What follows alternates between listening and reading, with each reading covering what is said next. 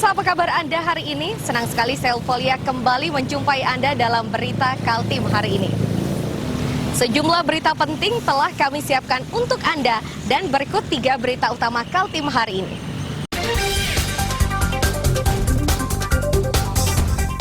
Motif pembunuhan istri dan anak di Kutai Kartanegara mulai terungkap.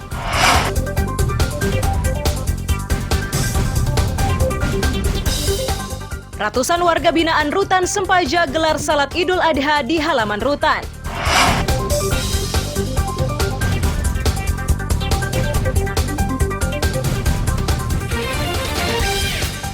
Tariu Borneo Bangkule Raja King ajak generasi muda di Kutai Barat untuk terus menjaga adat istiadat.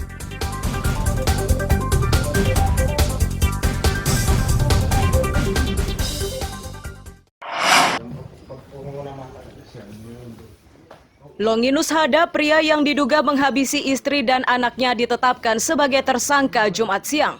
Status itu diberikan setelah penyidik Satreskrim Polres Kutai Kartanegara di Tenggarong mendapat pengakuan dari Longinus Hada.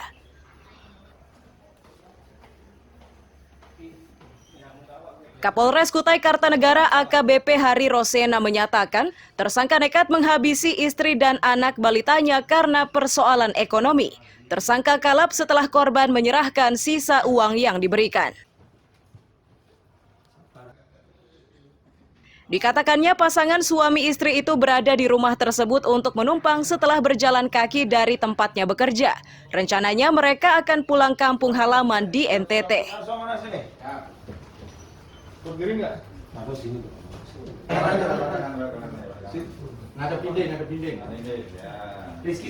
Selanjutnya, dari keterangan tersangka saudara Longinus Hada pada hari Selasa tanggal 5 Juli 2022 sekitar jam 21 WITA, tersangka dan para korban singgah di teras rumah warga, yaitu yang tadi saya sebutkan saksi itu bernama Adrianus dan saksi 2 adalah saudara Lukas Tokan.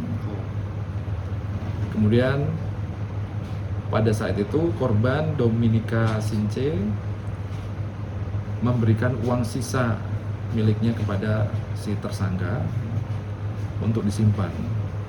Lalu karena sakit hati ini, si tersangka cekcok dengan si korban, kemudian melakukan penusukan terhadap istrinya sendiri dan anaknya. Dari video amatir saat polisi melakukan olah TKP, terlihat jasad korban tergeletak berdampingan di teras rumah warga di Desa Muara Leka, Kecamatan Muara Muntai. Tersangka ditangkap setelah polisi mendapat aduan dari warga.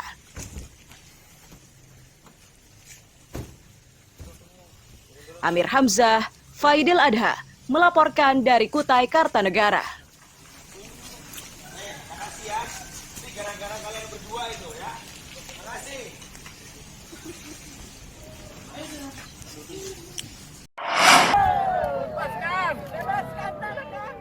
Puluhan warga RT 37 Kelurahan Manggar, Balikpapan Timur, Jumat siang menggeruduk lahan yang diakui miliknya. Itu dilakukan karena mereka menolak rencana pemanfaatan lahan tersebut untuk kegiatan pertanian Kodam 6 Mula Warman. Warga nekat melakukan aksinya karena merasa yakin lahan yang sebagian sudah diratakan itu miliknya. Mereka mengaku sudah memiliki sertifikat atas lahan tersebut. Bahkan mereka sudah memagari lahan yang diakui miliknya, menanaminya dengan kayu ulin dan tanam tumbuh lainnya. Warga makin kecewa karena berbagai patok yang mereka pasang sudah digusur oleh TNI. Kami bayar PDB, sebagian sertifikat ada di jalan tol. Coba sekarang, 5 angkatan bersenjata supaya betul-betul ditinju di lapangan. Betul. Mereka jangan ganggu kita. Sekarang tanah saya diratakan. Ulin saya 25 pohon. Ada 10 yang besar-besar segini. Itu kemarin saya kasih lihat di Kodam.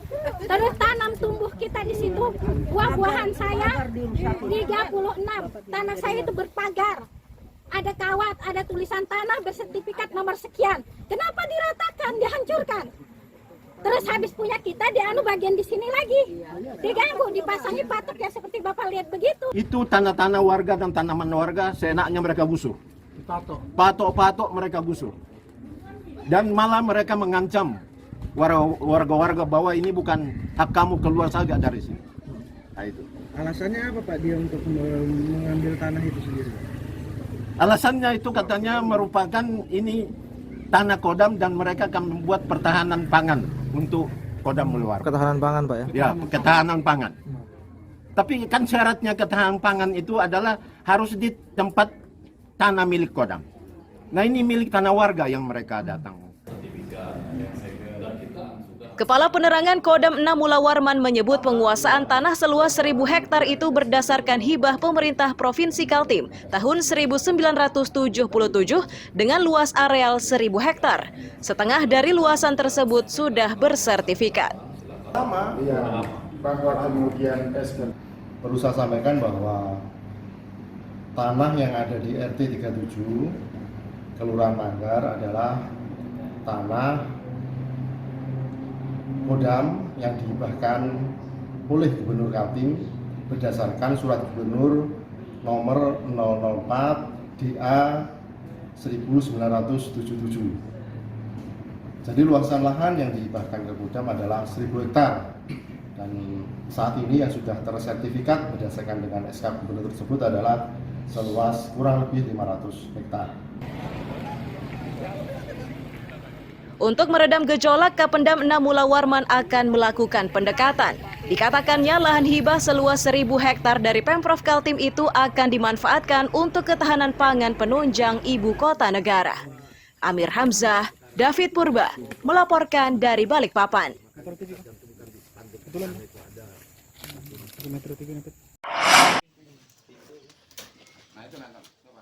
Relawan Samarinda Animal Rescue Sabtu siang berusaha menangkap seekor buaya rawa yang bersembunyi di parit dekat rumah warga di Gunung Belah, Loa Ipuh, Kutai Kartanegara.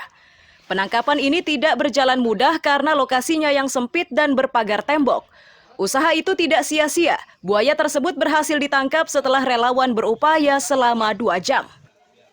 Warga menyebut keberadaan buaya itu sudah lebih 2 bulan. Warga pun sudah 2 kali melapor ke petugas di Tenggarong namun tidak direspons. Khawatir dengan keselamatannya, warga akhirnya meminta bantuan relawan Samarinda Animal Rescue.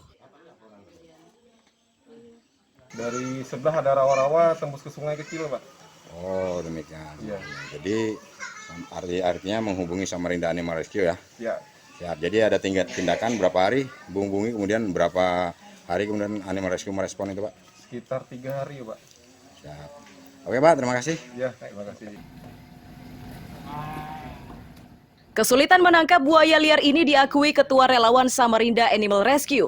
8 relawan yang diterjunkan harus berjibaku menghadapi buaya tersebut. Upaya ini tidak sia-sia, predator ganas itu akhirnya berhasil ditangkap menggunakan jaring. Pak, buayanya mundur, Pak.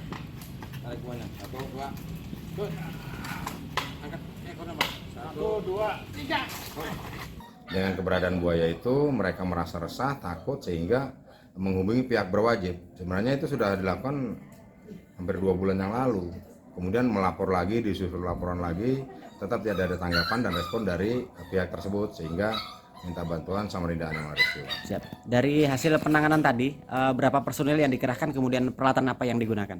Ya, kami 8 personil turun ke lapangan. Nah, peralatan seperti yang kami punya yaitu berupa tali, jaring, stik-stik jerat dan yang memang kami perlukan untuk evakuasi buaya. Untuk tingkat kesulitan? Tingkat kesulitan karena buaya cukup besar, berat, sehingga kita memerlukan tenaga ekstra pada saat melakukan evakuasi tersebut. Buaya tersebut dibawa ke posko relawan di Jalan Bayangkara, Samarinda dan akan diserahkan ke penangkaran buaya di Makroman.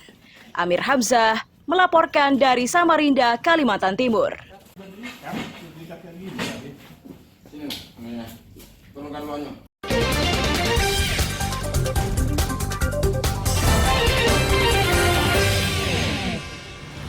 Kembali masih bersama saya Ulfolia, pemirsa, kembali kami sampaikan 3 berita utama Kaltim hari ini.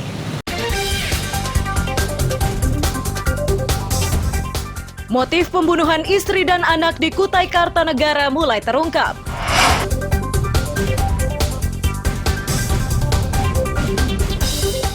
Ratusan warga binaan Rutan Sempaja gelar salat Idul Adha di halaman rutan.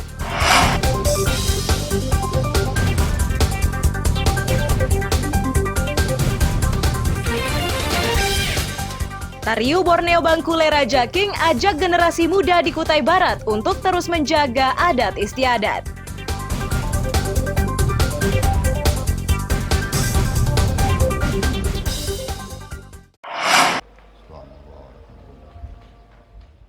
Khusyuk dan khidmat pemandangan itulah yang terlihat di Rutan Sempaja, Samarinda Minggu pagi. Suasana tersebut terjadi saat warga binaan diberi kesempatan melaksanakan salat Idul Adha secara berjamaah di halaman rutan. Kepala Rutan Sempaja menyatakan jumlah warga binaan yang mengerjakan salat Idul Adha 1443 Hijriah ini 700 orang, terdiri pria dan wanita. Usai salat Id, warga binaan ini secara bersama-sama memotong hewan kurban di lapangan tersebut.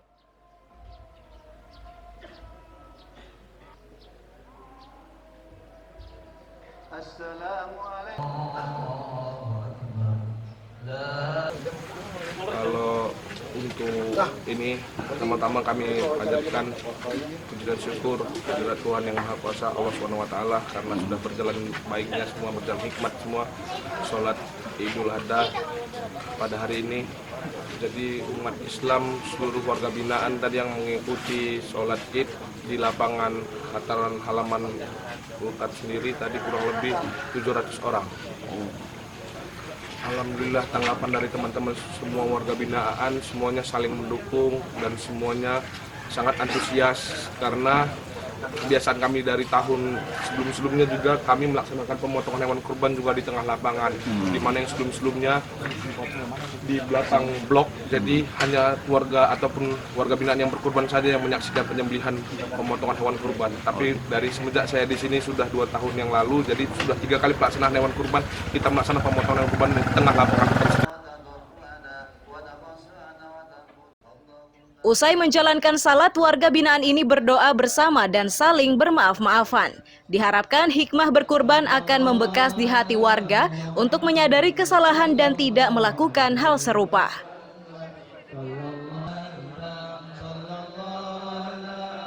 Amir Hamzah melaporkan dari Samarinda.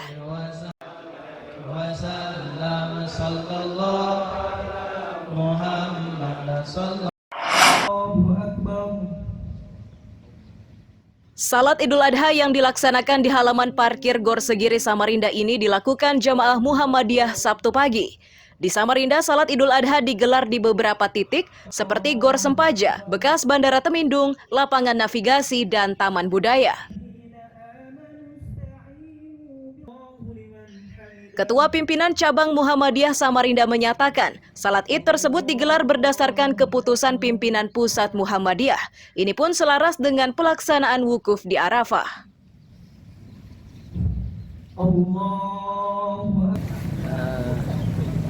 Kami telah memutuskan dari pimpinan pusat Muhammadiyah dan pemerintah Arab Saudi bahwasanya kemarin hari Jumat itu sudah jatuh wukuf di Arafah. Itu adalah puncak daripada kegiatan ibadah haji. Pak, selain di sini ada lokasi-lokasi lain yang Bapak tahu, Pak? Di Gor Sempaja ada, itu di lapangan terbang Semindung, di lapangan navigasi, di Taman Budaya Samarinda juga. Siap. Harapannya ya mari kita lebih lagi untuk berbagi sesama muslim, sesama umat manusia yang berada di Samarinda khususnya. Ya, mari kita lebih takwa lagi dan tetap penuh bersabar dalam menghadapi kehidupan ini. Abang, hari ini sholat Idul Adha bersama siapa? Alhamdulillah saya bersama istri dengan anak. Manusia, semua manusia adalah sama. Usai pelaksanaan salat Id, Jamaah Muhammadiyah di Samarinda akan melaksanakan penyembelihan hewan kurban yang dipusatkan di Masjid Al-Ihsan, Jalan Dahlia. Amir Hamzah dan tim liputan melaporkan dari Samarinda. Pak Wali tidak bisa hadir dalam kesempatan yang Penyemprotan dengan cairan disinfektan ini dilakukan Satgas BPBD Samarinda di Pasar Hewan Tanah Merah, Samarinda Utara. Itu dilakukan untuk mengantisipasi penyebaran penyakit mulut dan kuku. Tim ini tetap dikerahkan meski Samarinda merupakan kota yang masih aman dari penyebaran penyakit tersebut.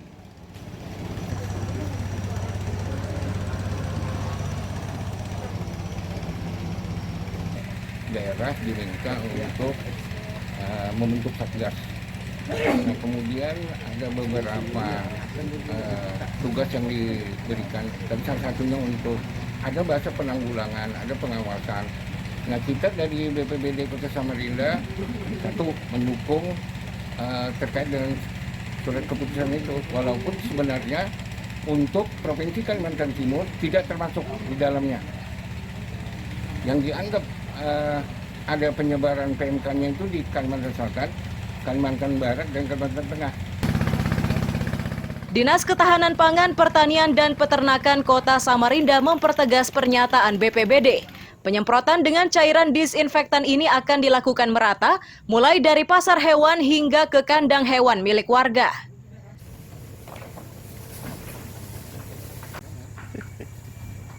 Sasaran kita pertama yang kita lakukan ini adalah pasar hewan, yang lahan ini milik pemerintah.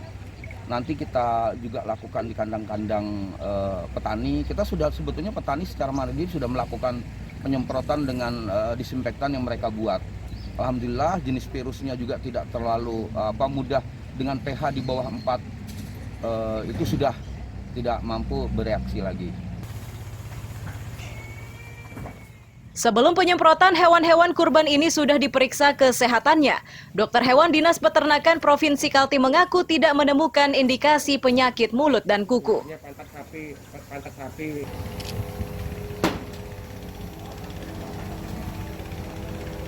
Nah, kemarin kami sudah melaksanakan rapat dengan karantina Balikpapan, kemudian dengan vaksin karantina Samarinda untuk menindaklanjuti surat edaran tersebut. Alhamdulillahnya saat ini Kaltim sendiri masih dalam zona hijau, tetapi kita masih tetap harus waspada, terutama di titik-titik pemasukan antara Kalimantan Selatan dengan Kalimantan Timur, karena di Kalimantan Selatan sendiri sudah 11 kabupaten kota yang dinyatakan positif PMK. Pemerintah hingga kini masih memanfaatkan cairan disinfektan untuk antisipasi penyebaran penyakit mulut dan kuku karena belum memiliki vaksin guna mencegah penularan penyakit mulut dan kuku. Amir Hamzah dan tim liputan melaporkan dari Samarinda.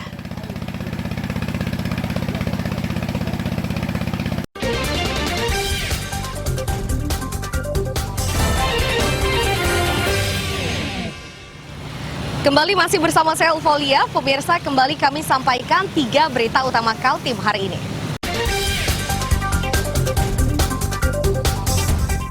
Motif pembunuhan istri dan anak di Kutai Kartanegara mulai terungkap.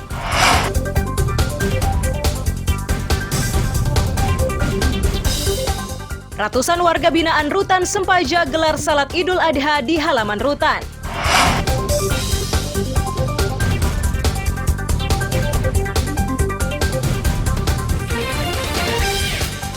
Tariu Borneo Bangkule Raja King ajak generasi muda di Kutai Barat untuk terus menjaga adat istiadat.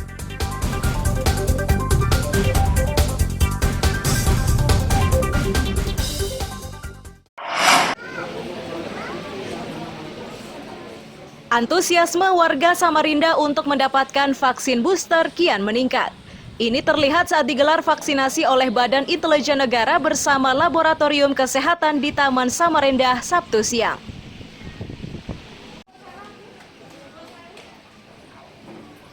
Seorang peserta vaksinasi menyatakan keinginan untuk mendapatkan jatah vaksin itu lahir dari kesadaran sendiri. jika dirinya dianggap terlambat mendapatkan suntik vaksin karena kesibukan pekerjaannya. Ia menuturkan vaksin booster ini bukan untuk perjalanan, namun untuk mengikuti anjuran pemerintah.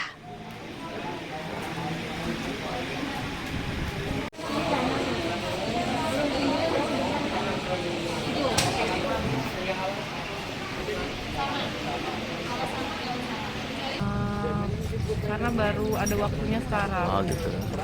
Ini booster mau pulang, mau dipakai buat pulang juga kah atau gimana? Enggak. Oh gitu. Karena memang udah mau booster aja gitu. Kemarin vaksin 1, vaksin 2 di mana? Di kantor Bapak. Oh di begitu. Oh gitu sih ya. Petugas dari Laboratorium Kesehatan Samarinda menyatakan, vaksinasi sudah digelar selama 2 minggu. Setiap harinya mereka menyiapkan 300 dosis vaksin dosis 1, 2, dan booster. Agenda kita hari ini biasanya sebenarnya agenda rutin ya bersama BIN. Kemudian hari ini target kita sekitar 300 vaksin ya. Masyarakat yang ingin vaksin baik itu vaksin 1, 2, dan booster. Dan alhamdulillah antusias masyarakat menghadiri kegiatan ini sangat besar ya, mulai 1 minggu bahkan hampir 2 minggu kami bekerja sama dengan BIN. Alhamdulillah kegiatannya sangat diinginkan masyarakat ya, antusias masyarakat sangat tinggi. Petugas mengimbau warga yang belum disuntik vaksin booster agar segera melakukannya. Itu dimaksudkan agar mereka yang kerap menjalani perjalanan ke luar daerah tidak terhambat akibat belum menjalani vaksinasi. Amir Hamzah dan tim liputan melaporkan dari Samarinda.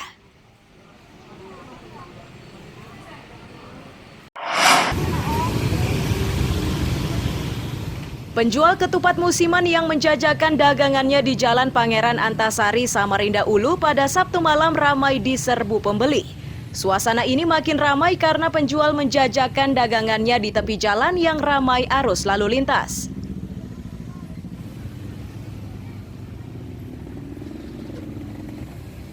Penjual mengaku tradisi menjual ketupat ini biasa mereka lakukan setiap tahun dan pada Idul Adha kali ini mereka sudah membuka jualannya sejak 2 hari lalu.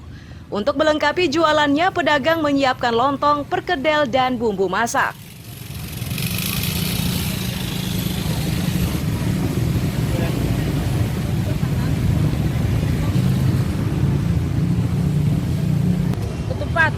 Ketupat, lontong, perkedel, bumbu. Buat apa nih Bu? Buat lebaran. Lebaran besok ya? Ya, buat lebaran Idul Adha dengan Idul Fitri. Kita tiap tahun di sini. Udah tiap tahun Bu ya? Tiap tahun. Nah kalau untuk beberapa hari ini udah mulai kapan Bu? Kami mulai Jumat, Sabtu, Minggu.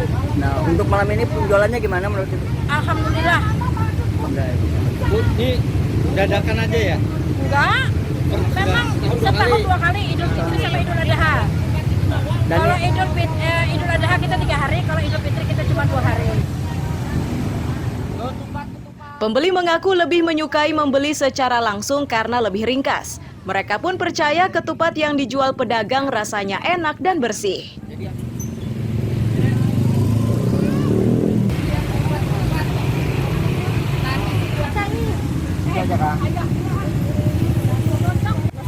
Bu, ini beli apa nih Bu? Kenapa? Ini lagi beli apa ini? Ketupat. Ketupat. Buat apa nih Bu? Buat bikin opor, buat lebaran besok. Buat lebaran besok. Udah biasa beli di sini Bu ya? Atau bagan? Tetap lebaran. Beli berapa nih Bu? 3 aja. Beli 3 aja. Sendiri keluarga. Bu, apa sih alasan Ibu membeli langsung jadi begini ketimbang Kan ringkas lah, enak repot. Direbus lama loh kalau bikin sendiri. mau bikin sendiri? Repot ya. Pedagang ketupat mengaku Lebaran Idul Adha kali ini merupakan penjualan terbanyak yang mereka lakukan. Itu karena di tahun sebelumnya mereka tak bisa berjualan akibat wabah COVID-19 masih meluas. Amir Hamzah, Mas Hardiansyah, melaporkan dari Samarinda.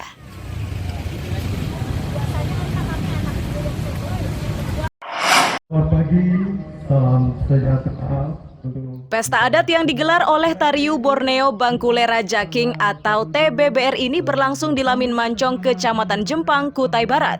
Mereka memulai acara ini dengan ritual penyambutan tokoh adat yang sekaligus membuka pintu masuk ke lokasi acara.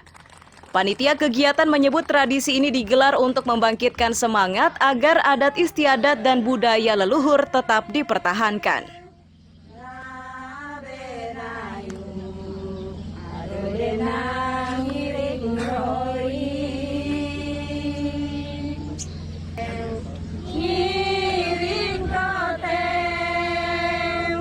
Misi kita membangkit kembali tradisi dan budaya sampai ke akar. Jadi kita tidak berpolitik, kita tidak ikut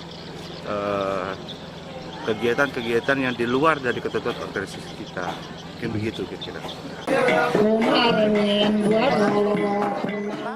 Tokoh pemuda setempat menyatakan upaya mempertahankan budaya ini sudah mereka lakukan secara turun-temurun. Ragam tarian yang disuguhkan itu masih asli dan belum tercampur dengan budaya modern. Tapi satu hal yang dimiliki oleh orang Dayak yang tidak bisa dimiliki orang lain adalah budayanya sendiri. Budayanya, tradisinya.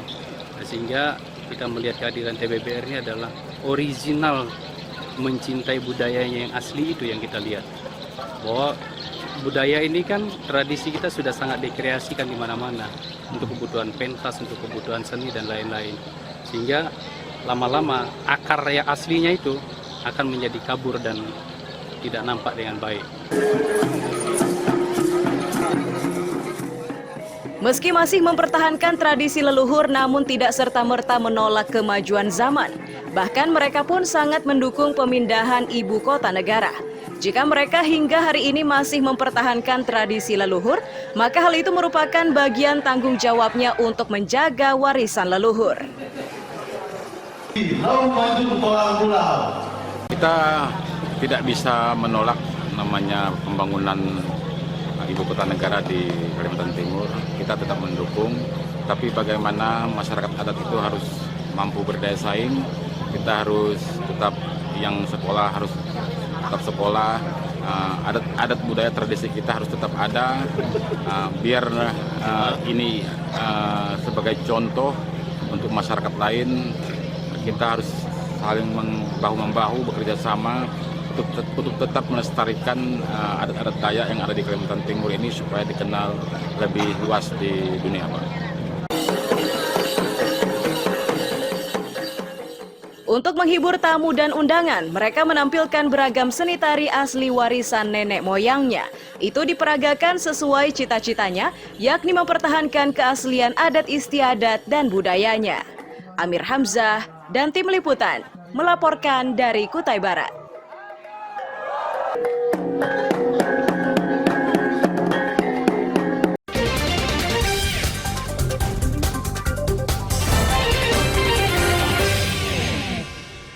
Pemirsa, berita tadi sekaligus menutup perjumpaan kita kali ini. Akhirnya, saya Eufolia beserta tim redaksi yang bertugas mengucapkan terima kasih atas perhatian Anda. Selamat pagi, selamat beraktivitas. Sampai jumpa.